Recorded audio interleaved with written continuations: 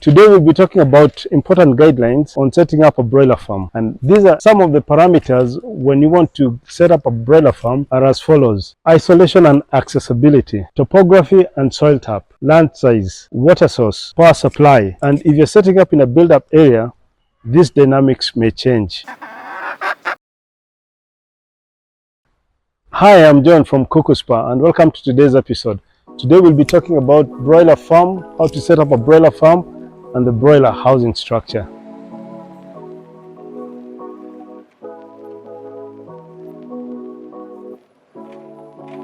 So right now we're going to talk about isolation and accessibility.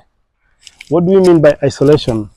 Isolation basically means your farm must be set up in an area where it is not prone to any infection from any other farm. It must be far away from any other farm, probably about 2 or 3 kilometers from the next farm. It must also be accessible, whether by a dirt road or by tarmac. The road to your farm must be accessible because you're going to bring in feed and you're going to bring in other products that necessitate the growth of the bird. Now, when you talk about isolation, and some of us have farms in estates and in built-up areas, we need to understand that some of these parameters that we're going to talk about may not necessarily affect us, but it is important that these guidelines are followed as you grow into the business. Number 2, topography and soil type. Topography basically means if you're setting up your farm in a hilly area, you may need to understand about how wind velocity and the wind speed that is going to come into your house, or the amount of money that you may need in order to excavate the piece of land where you're going to set up your broiler house, whether you're going to do it on kind of a carriage. And again, the soil type. If you're setting up a broiler farm in where there is cotton soil or clay, be prepared to spend more than someone who is setting up a farm in an area where there is red soil or moram, because there is obviously the excavation expenditures, and there is obviously other expenditures in the drainage system that are going to incur a bit of cost more than any other person in any other area. So those are some of the things when you're doing the topography and soil type. The land size.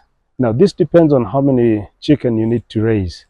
You may start with little chicken, but your ambition is to raise a lot of chicken. So again, your land size is very, very important. For you to raise about 10,000 birds, you may need at least an acre or so in an isolated area. For you to raise about 30,000 birds, you may at least need about 3 acres, because not only are the farmhouses for the chicken, but you also need staffing quarters, you'll need feed stores and other utilities that will come in handy. Now, let's talk about land size. The bigger, the better.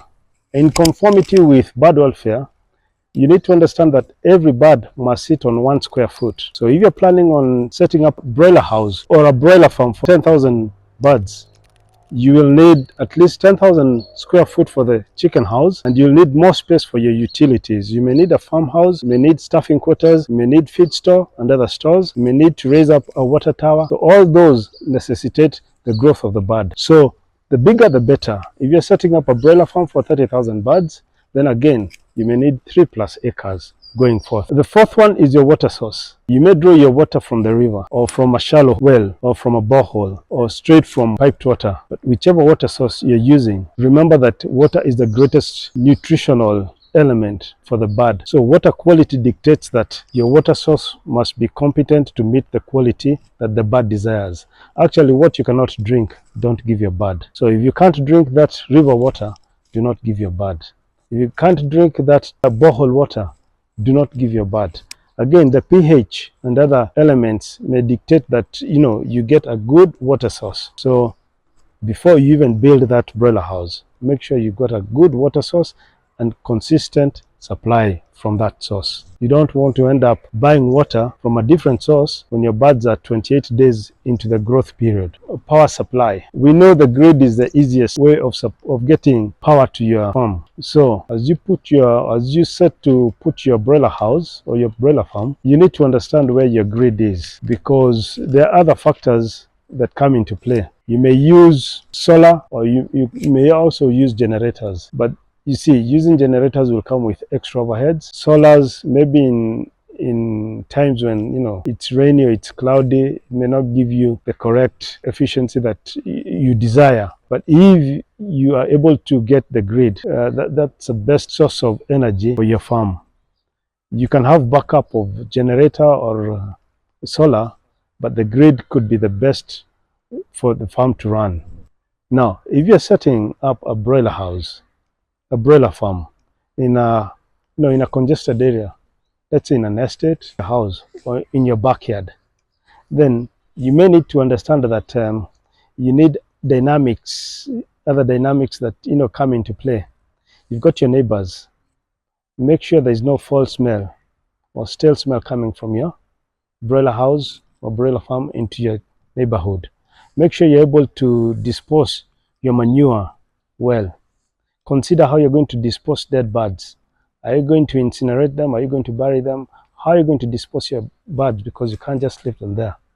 You also consider the noise, maybe that when trucks are coming into your into the farm to bring feeds and other utilities. How is that going to affect your neighborhood? So these are things, and also government regulations.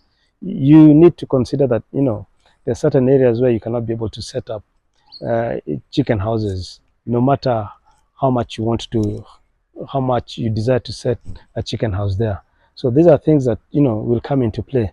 But over and above, if you want to set up a chicken house in your neighborhood, and it is allowed, then the most important thing to understand is the bird welfare plus the welfare of your neighbors, so that both of them are not compromised. If you're setting up a broiler house at your backyard, then there must be enough air so that the birds can be able to grow in the right way. How are you going to counter the smell from the chicken coop to your neighbors? So those are things that you need to understand. But over and above that, I think broilers, if kept well and managed well, they have very, very little odor. You can actually hardly smell litter from a broiler farm. If it is dry and it is well draped, then there is no ammonia that is greatly excreted by broilers. So these are things that should not stop you from trying to get into the business. But to understand more, let's just dip into the broiler housing structure so that you can understand the parameters that go hand in hand with what I'm saying.